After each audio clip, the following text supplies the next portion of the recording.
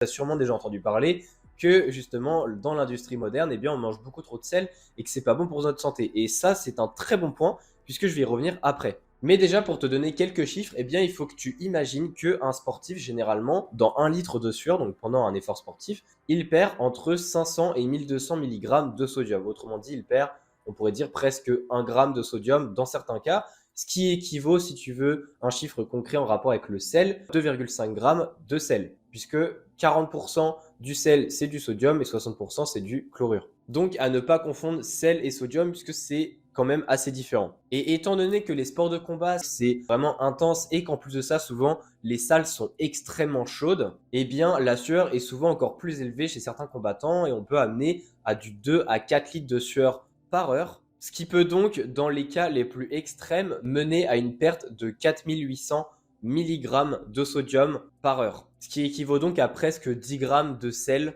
pour, on va dire, rattraper ce taux de sodium perdu durant le combat. En plus du fait que les combats soient intenses et qu'il fasse chaud dans les salles, eh bien, il y a aussi le cutting, c'est-à-dire avant la pesée, le fait de perdre du poids pour que tu aies justement un poids adapté pour la catégorie dans laquelle tu veux rentrer. Eh bien, ce processus de cutting, généralement, amène aussi à une baisse de sodium dans le corps, ou du moins à des apports qui sont plus faibles, puisque généralement, on cherche à diminuer notre quantité d'eau dans le corps. Et ça, les personnes ont très bien compris qu'il fallait manger moins de sel pour que ça se fasse notamment. Mais en soi, la méthode en elle-même n'est pas forcément problématique. Évidemment, ça dépend comment c'est fait. Et ça, j'en parlerai dans d'autres vidéos au niveau des stratégies pour bien cutter. Mais le souci, eh bien, c'est que si la récupération après la pesée n'est pas optimale ou si elle n'est pas réfléchie, eh bien, les taux de sodium ne peuvent pas être ramenés à la normale et surtout les taux d'hydratation ne seront aussi pas ramenés à la normale, ce qui peut mener, comme je l'ai dit au début de vidéo, à des crampes, à une fatigue et donc à de moins bonnes performances durant le combat, ce qui peut littéralement faire foirer ta